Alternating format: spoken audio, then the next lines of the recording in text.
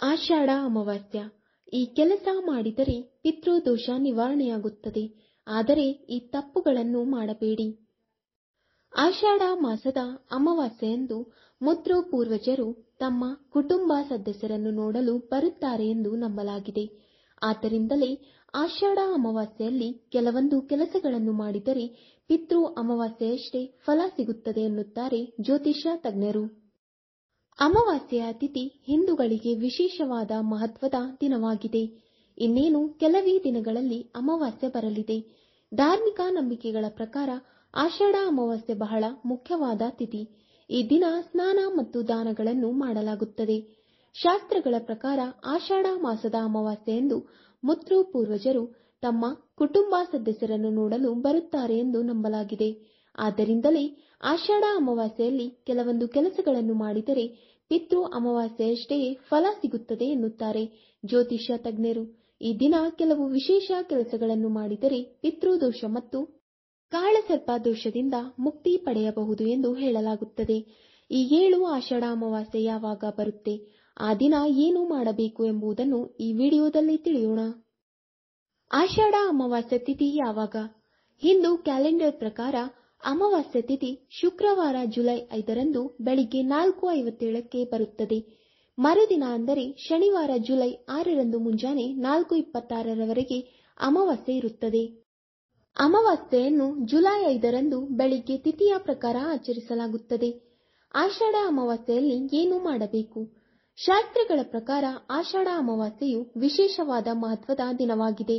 ಈ ದಿನ ಮುಂಜಾನೆಯೇ ಸ್ನಾನ ಮಾಡಿ ಪೂರ್ವಜರಿಗೆ ತರ್ಪಣವನ್ನು ಅರ್ಪಿಸುವುದು ವಾಡಿಕೆ. ಪೂರ್ವಜರ ಹೆಸರಿನಲ್ಲಿ ದಾನ ಮಾಡಿ. ಇಂದು ಬಡವರಿಗೆ ಬಟ್ಟೆ ಮತ್ತು ಧಾನ್ಯವನ್ನು ದಾನ ಮಾಡಿ. ಪೂರ್ವಜರಿಗೆ ತರ್ಪಣವನ್ನು ಅರ್ಪಿಸುವಾಗ ನಿಮ್ಮ ಕೈಯಲ್ಲಿ ಕೂಸ, ಕಪ್ಪು ಎಳ್ಳು ಮತ್ತು ಬಿಳಿ ಹೂವುಗಳನ್ನು ಇರಿಸಿ. 1. ಆಷಾಢ ಅಮಾವಾಸ್ಯೆಯಂದು ಸಂಜೆ ಅಶ್ವತ್ಥ ಮರದ ಕೆಳಗೆ ಸಾಸಿವೆ ಎಣ್ಣೆಯ ದೀಪವನ್ನು ಹಚ್ಚಿದರೆ ಶುಭ ಫಲ ಸಿಗುತ್ತದೆ. ಸತ್ತ ಪೂರ್ವಜರು ಅಶ್ವತ್ಥ ಮರದಲ್ಲಿ ನೆಲೆಸಿದ್ದಾರೆ ಎಂಬ ನಂಬಿಕೆ ಇದೆ. ಹಾಗೆಯೇ ಸಂಜೆ ಮನೆಯ ದಕ್ಷಿಣ ಭಾಗದಲ್ಲಿ ಸಾಸಿವೆ ಎಣ್ಣೆಯ ದೀಪವನ್ನು ಹಚ್ಚಿ. ಈ ದಿನದಂದು ಹಿಟ್ಟನ್ನು ದಾನ ಮಾಡುವುದರಿಂದ ಉತ್ತಮ ಫಲಿತಾಂಶವನ್ನು ನೀಡುತ್ತದೆ. ಈ ದಿನ ನೀವು ಉಪ್ಪು ಮತ್ತು ಸಕ್ಕರೆಯನ್ನು ದಾನ ಮಾಡಬಹುದು. 2.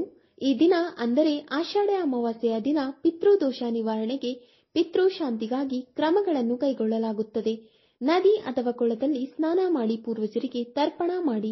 ಈ ದಿನ ಪಿತೃಸೂಕ್ತ ಪಠಣ, ಗೀತಾ ಪಠಣ, ಗರುಡ ಪುರಾಣ, ಗಜೇಂದ್ರ ಮೋಕ್ಷ ಪಾಠ, ರುಚಿಕೃತ, ಪಿತೃಸ್ತೋತ್ರ, ಪಿತೃಗಾಯತ್ರಿ ಪಾಠ, ಪಿತೃಕವಚ ಪವಿತ್ರ ಪಠ್ಯ ಅಥವಾ ಪಿತೃದೇವ ಚಾಲಿಸ ಮತ್ತು ಆರತಿಯನ್ನು ಮಾಡಲಾಗುತ್ತದೆ. ಇದು ನಿಮ್ಮನ್ನು ಪಿತೃದೋಷದಿಂದ ಮುಕ್ತಗೊಳಿಸುತ್ತದೆ. 3. ಆಷಾಢ ಅಮಾವಾಸ್ಯೆ ಅಥವಾ ಆಟಿ ಅಮಾವಾಸ್ಯೆಯ ದಿನದಂದು ಗಿಡಗಳನ್ನು ನೆಡುವುದು ಅಥವಾ ಸಸ್ಯಗಳನ್ನು ನೆಡುವುದು ಬಹಳ ಮಹತ್ವದ ಕೆಲಸವಾಗಿದೆ. ಮಾವು, ನೆಲ್ಲಿಕಾಯಿ, ಬಾಳೆ, ನಿಂಬೆ, ತುಳಸಿ, ಅರಳಿ, ಆಲದ ಗಿಡ, ಬೇವಿನ ಗಿಡಗಳನ್ನು ನೆಡುವುದರ ವಿಶೇಷ ಮಹತ್ವವನ್ನು ಶಾಸ್ತ್ರಗಳಲ್ಲಿ ತಿಳಿಸಲಾಗಿದೆ. ಈ ದಿನ ಗಿಡಗಳನ್ನು ನೆಡುವುದು ಗ್ರಹಗಳ ನಕ್ಷತ್ರ ಪುಂಜಗಳು ಸೃಷ್ಟಿಸುವ ದೋಷವನ್ನು ಮತ್ತು ಪಿತೃದೋಷವನ್ನು ಶಾಂತಗೊಳಿಸುತ್ತದೆ. ಈ ದಿನ ನಿಮಗೆ ಸಸಿಗಳನ್ನು ನೆಡಲು ಸಾಧ್ಯವಾಗದಿದ್ದರೆ ನಂತರ ಅರಳಿ ಮರಕ್ಕೆ ಪ್ರದಕ್ಷಿಣೆ ಮಾಡಿ ಮತ್ತು ಅದನ್ನು ಪೂಜಿಸಿ. 4. ಈ ದಿನ ಕೆಲವೊಂದು ವಸ್ತುಗಳನ್ನು ದಾನ ಮಾಡುವುದರ ಜೊತೆಗೆ ದೀಪವನ್ನು ದಾನ ಮಾಡಬೇಕು. ಈ ದಿನದಂದು ಪಿತೃದೇವ ಮತ್ತು ತಾಯಿ ಲಕ್ಷ್ಮಿಯ ಹೆಸರಿನಲ್ಲಿ ಹಿಟ್ಟಿನ ದೀಪಗಳನ್ನು ಬೆಳಗಿಸಿ ಮತ್ತು ನದಿಯಲ್ಲಿ ಅದನ್ನು ಹರಿಬಿಡುವ ಮೂಲಕ ಸಂತೋಷ ಪಡುತ್ತಾರೆ. ಈ ದಿನ ಶನಿದೇವರ ದೇವಸ್ಥಾನದಲ್ಲಿ ನಿಯಮಾನುಸಾರವಾಗಿ ದೀಪ ಬೆಳಗಿಸುವುದರಿಂದ ಶನಿಯು ನಿಮ್ಮ ಮೇಲೆ ಸಂತೋಷ ಪಡುತ್ತಾನೆ. 5. ಈ ದಿನ ಮೀನು, ಇರುವೆ ಮತ್ತು ಬ್ರಾಹ್ಮಣರಿಗೆ ಆಹಾರ ನೀಡುವುದರಿಂದ ನಿಮ್ಮ ಎಲ್ಲಾ ರೀತಿಯ ತೊಂದರೆಗಳು ದೂರವಾಗುತ್ತವೆ ಹಾಗೂ ಇದರೊಂದಿಗೆ ಸಂತೋಷ ಮತ್ತು ಸಮೃದ್ಧಿ ಹೆಚ್ಚಾಗುತ್ತದೆ. ಈ ದಿನ ಗೋಧಿ ಮತ್ತು ಬೇಳೆ ಪ್ರಸಾದವನ್ನು ವಿತರಿಸಬೇಕು. 6. ಈ ದಿನ ಹನುಮಾನ್ ದೇವಸ್ಥಾನಕ್ಕೆ ಹೋಗಿ ಹನುಮಾನ್ ಚಾಲಿಸವನ್ನು ಪಠಿಸಿ ಮತ್ತು ಹನುಮಂತನಿಗೆ ಸಿಂಧೂರ ಮತ್ತು ಮಲ್ಲಿಗೆ ಎಣ್ಣೆಯನ್ನು ಅರ್ಪಿಸಿ. ರಾತ್ರಿ ಪೂಜೆ ಮಾಡುವಾಗ ಪೂಜೆಯ ತಟ್ಟೆಯಲ್ಲಿ ಸ್ವಾಸ್ತಿಕ ಅಥವಾ ಓಂ ಅನ್ನು ಮಾಡಿ ಮತ್ತು ಅದರ ಮೇಲೆ ಮಹಾಲಕ್ಷ್ಮಿ ಯಂತ್ರವನ್ನು ಇರಿಸಿ. ನಂತರ ಅದನ್ನು ವಿಧಿವತ್ತಾಗಿ ಪೂಜಿಸಿ. ಹೀಗೆ ಮಾಡುವುದರಿಂದ ಸ್ಥಿರವಾಗಿ ಲಕ್ಷ್ಮಿಯು ನಿಮ್ಮ ಮನೆಯಲ್ಲಿ ನೆಲೆಸುತ್ತಾಳೆ, ನಿಮಗೆ ಸಂತೋಷ ಮತ್ತು ಸಮೃದ್ಧಿಯನ್ನು ತರುತ್ತಾಳೆ.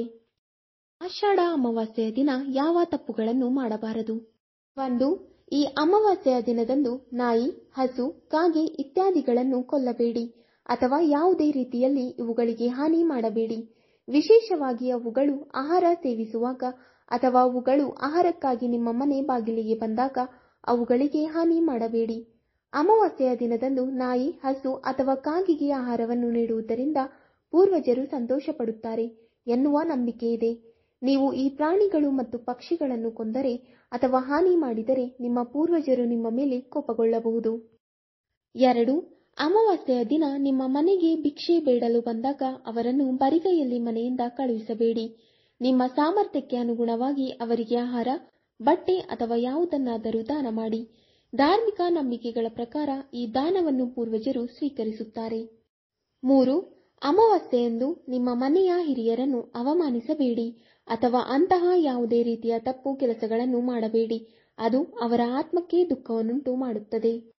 ವೀಕ್ಷಕರೇ, ತಮ್ಮೆಲ್ಲರಿಗೂ ಈ ಮಾಹಿತಿ ಇಷ್ಟವಾದಲ್ಲಿ ಲೈಕ್ ಮಾಡಿ, ಶೇರ್ ಮಾಡಿ ಮತ್ತು ಕಮೆಂಟ್ ಮಾಡಿ. ಇಂತಹ ಮುಂದಿನ ವಿಡಿಯೋಸ್ಗಳಿಗಾಗಿ ನಮ್ಮ ಚಾನಲ್ ಅನ್ನು ಸಬ್ಸ್ಕ್ರೈಬ್ ಮಾಡಿ. ಧನ್ಯವಾದಗಳು.